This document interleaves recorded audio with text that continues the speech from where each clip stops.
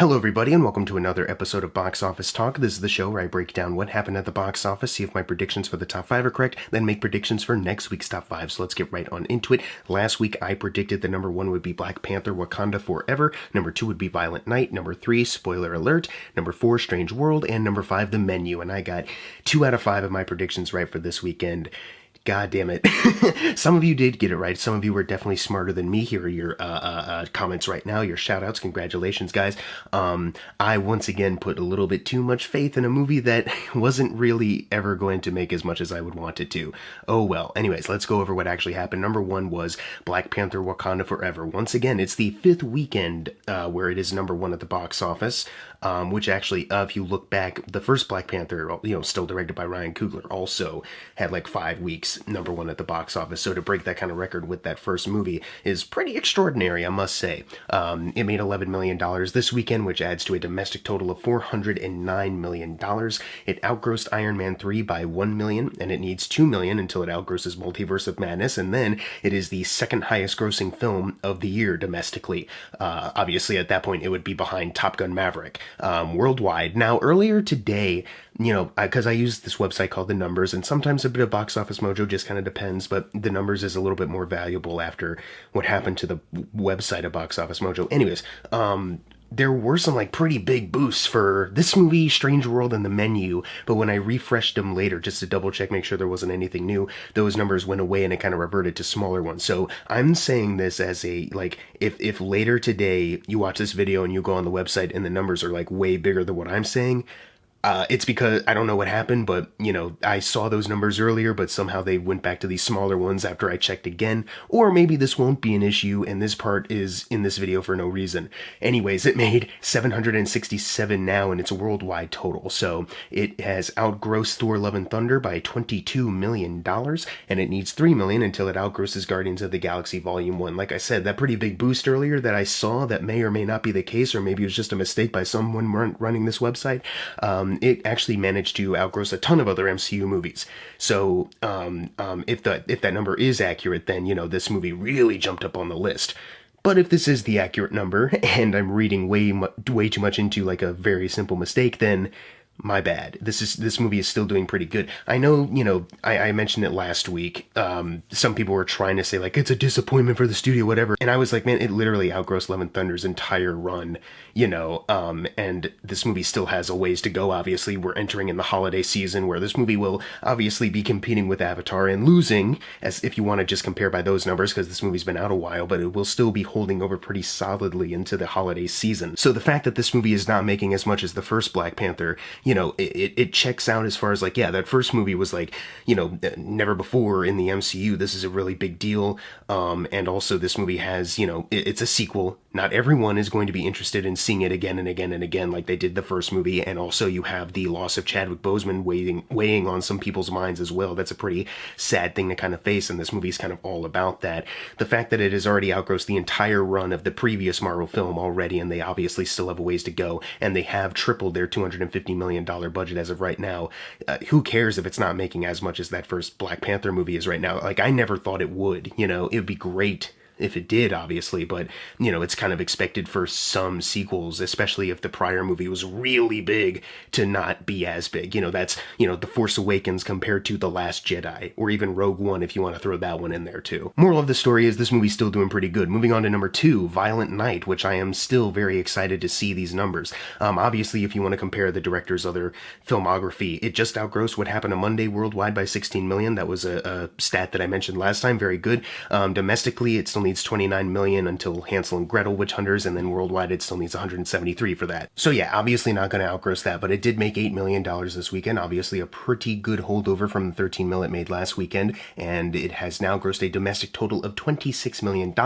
Worldwide it is sitting at $41 million, and on a budget of $20 million, that is now doubled that budget. They are $19 million away from tripling that, and seeing how, Avatar is the only real big competition out there, some people might get to the theater I want tickets for Avatar, and then, oh shit, it's sold out. Well, we're already here. What else can we see? So plenty of these other movies will probably still have good business. So I expect this movie to still hold over pretty well for the rest of this holiday season. And because, they released it at a pretty timely time. So it will also hold over well throughout December at least, you know what I mean? So yeah, I'm just continuing what I said last weekend. I'm just still very excited. Like, this is just a really wacky, goofy kind of idea that people were committed to, but they also budgeted it pretty well. You know, it's not like, this is usually the kind of thing that you would ship to streaming now, and you wouldn't even get a chance to see it in a theater unless you were really, really, really, really, really, really lucky or really rich and have your own theater and can afford to put a movie on there, like a Netflix movie, I mean.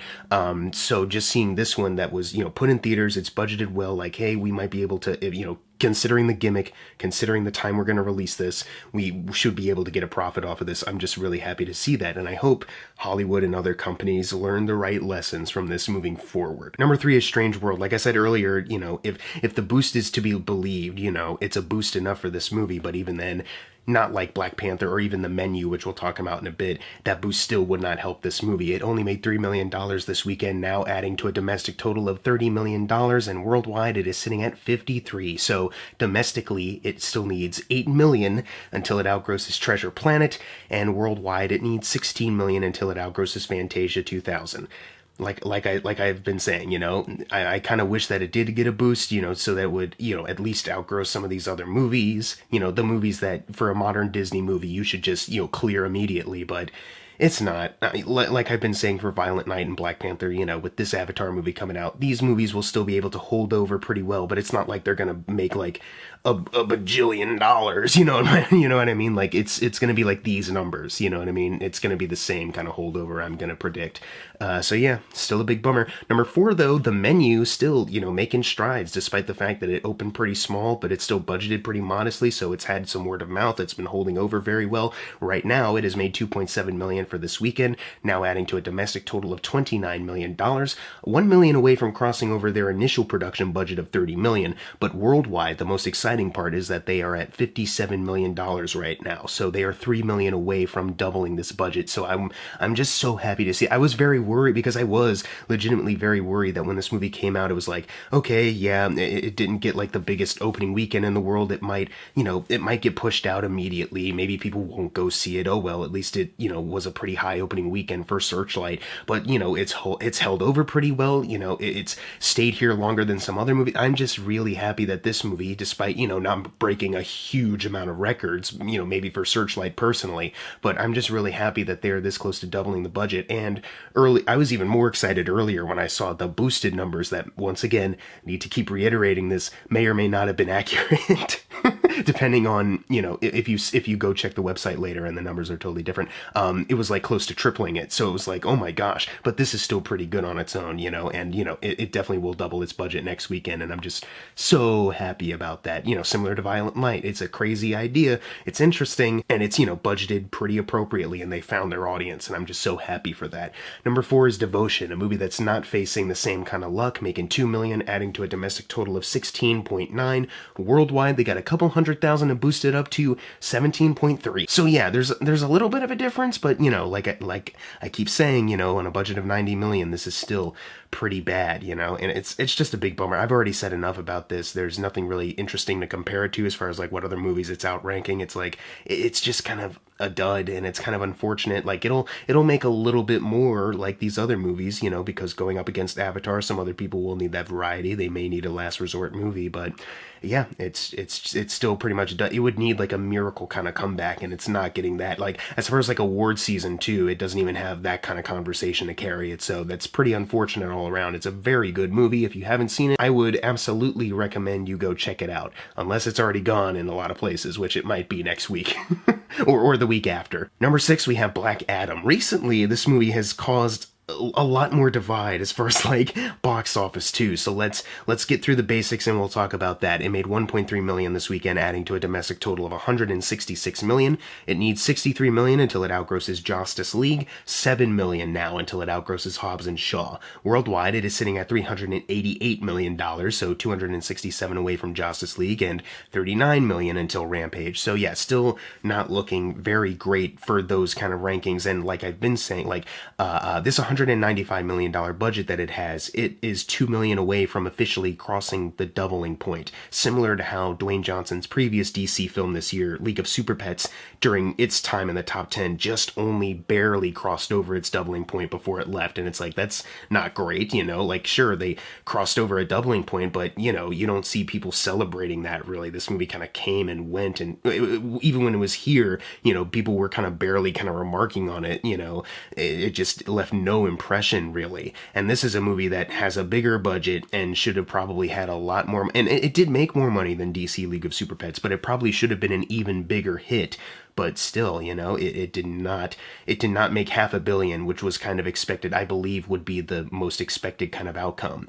However, even though there's other articles saying, like, yeah, this movie is even posed to lose even more money than what I would even say, like about $50 or $100 million, you have Dwayne "The Rock" Johnson coming out and going like, oh, I waited a couple days till after that article came out to confirm with the financiers, but we're actually standing to profit like 52 to 72 million off of this. So yeah, pretty good actually. So now what normally would look like, okay, yeah, this is a pretty big disappointment. It's not profiting, even because with these big budget movies, even doubling that budget isn't enough anymore. But The Rock says otherwise. So The Rock says otherwise after an article came out and tried to attack the product itself and tried to make a big event out of this movie flopping. Maybe The Rock felt personally like that was a personal attack. His ego couldn't handle having that be the word of the town that this movie was flopping, especially from like a big news outlet like that. So he had to come in and work with another news outlet to confirm these numbers. Obviously, what I'm saying there is all speculation. I can't confirm that The Rock has a giant ego. It's just, I'm just calling it how I see it. So yeah, now you have this divide where it's like, okay, the main star has said that his financiers are saying it's going to profit. There's an entire puff piece written in support by him to say that, but is that the truth? Are they stretching the numbers how they want it to be seen? Are they trying to go on with a lie just to protect an ego? Or is the other article actually wrong? Are they just going by what we expect movies to make now, and they're wrong because they don't have the actual number? It's kind of up in the air because now you have people saying both things. So I wanted to tell you, because I've been saying like, yeah, this is pretty disappointing these past couple weeks. I still would stand by that. You know what I mean? Like, I am not going to definitively say, no, Dwayne is right or Dwayne is wrong, but I am still going to say that, for a movie that was hyped up as like, this is a new era of DC, this is the one you're not going to want to miss, there's so many cool things here, this number is still pretty disappointing, especially with the listed budget that we have. So I'm going to leave it at that. Moving on to number 7, which is The Fabelmans, a movie that should be making more money. This is the movie that should be making more money than Black Adam anyways, Oh my god, it made $1.1 million, adding to a domestic total of $7.3 million, so still not doing well. I noticed that it finally expanded to like one of my closer theaters as opposed to the one that I mentioned last time, these last couple ones, so maybe a bit more people are going to be able to see it now and notice it's out, but it's still not enough to double that $40 million budget still, so it's just still very disappointing. I really do hope that, like, because I know it's coming to VOD like next week or something like that, but I do hope that when it does get re-released in theaters for like award season time, that it potentially maybe is able to get some people into the theater to actually see it. But if it's at home, people are probably going to watch it at home. So yeah. Number 8, this was surprising. Met Opera The Hours, another Fathom event. We're in a really depressing time where, like, some of the Fathom events that you would never see in the top 10 ever, maybe number 10 at the most, but never any higher, are actually making pretty decent money compared to all these other ones. It's pretty sad, actually, because it just kind of further shows, like, yeah, some of these audiences and even like the movies that are being put out, and it's just not really connecting the same way. People aren't going to the theater the same way anymore. So now you have so many low numbers at the top. So when you get to the bottom, you dip into the 100,000s, and that's where these Fathom events usually are. So this number 8 made $791,000 on a budget of who knows, because this is a recording of an opera. So I don't know, and I hope I'm using the right picture too. I know it's there. There's a poster with this image that has like that title, but a part of me was like, is that like an old kind of recording of this? Is this like a new recording of the play or opera? I mean, am I using the right thing truly? So if it's a movie like that, it's a surprise that it actually ends up here. Similar to number 9, I Heard the Bells, another Fathom event, but this one isn't an opera, and it was here last weekend. It made $750,000 this weekend, now adding to a domestic total of $4 million. Very good. I still don't know what the budget of this thing is. So I'm gonna, I don't know, I guess just assume that it's doing okay for a Fathom event, which technically it is. Yeah, if you're in the top 10 and you're a Fathom event like this, getting this kind of attention, that's pretty okay. Anyways, moving on to number 10, which was my prediction for number 3, spoiler alert. I was pretty bummed by this. I really liked this movie. I thought it was pretty sweet, kind of heartbreaking. Not perfect, not amazing, but it was still, like, it got me at the end, I was tearing up. Some of the other audience members who were there were too. I wish that this movie maybe was marketed a little bit more, a little bit better, because if I am going to be honest, it's not like I saw a lot of, like, promo outside of, like, going to the theater and seeing the trailer in front of me, so maybe that's what really did this movie in. It made $700,000 this weekend. It was out in some limited theaters a couple weeks prior, so it adds to a domestic total of $802,000. Not sure what the budget is, so this could be good, this could be bad. Well, it's bad. This movie definitely costs more than... What am I saying? I'm so sorry. I fucked that up so bad. This movie definitely costs more than, like, at least $1 million, obviously. Holy shit. This is obviously super bad. But I have, nothing else to really say on it. It's just very much so a big bummer. People are still going to the theaters for, like, these big spectacle Marvel comic book or your franchise stuff, but it's like we still need. That's why I really want to applaud like your Violent Nights or your The Menus that come and actually do pretty well, better than expect. Smile or Nope or Barbarian or Terrifier 2, even to list out all the horror movies that did really well these last couple months, because that's what's exciting to me about movies, is the birthing of new stuff and getting that to find its audience pretty early on and making so much money to potentially even rival some of the other stuff. Smile is legitimately, I'm gonna get it swapped. I believe worldwide it is the highest grossing horror film of the year. Domestically it's behind Nope, but worldwide that is the king horror film, and that's awesome. You know what I mean? That's a movie that has gotten so much attention and people have really mostly enjoyed it for the most part. And it's just a bummer that so many other movies don't have the same luxury these days, is all I'm ever trying to say on this show. But anyways, now it's time for the fun part, the predictions for next week's top 5, but I'm pretty sure it's going to be incredibly easy. Number 1 is obviously going to be Avatar: The Way of Water. Number 2, Black Panther: Wakanda Forever. Number 3, Violent Night. Number 4, Strange World. And number 5, The Menu. I know Empire of Light really expands next week. I even have a ticket to see it the day after I see Avatar. But I just, after spoiler alert this weekend, I can't trust that Empire of Light is going to make any waves. I don't know how many other people besides, people on film Twitter who know Sam Mendes and know of this movie's existence and film festivals will go see this. So, yep, those are my predictions. What are yours? Leave them in the comments below. And as always, thank you guys for watching. Make sure to subscribe. I'm Jackson Fulcher. See you guys next time.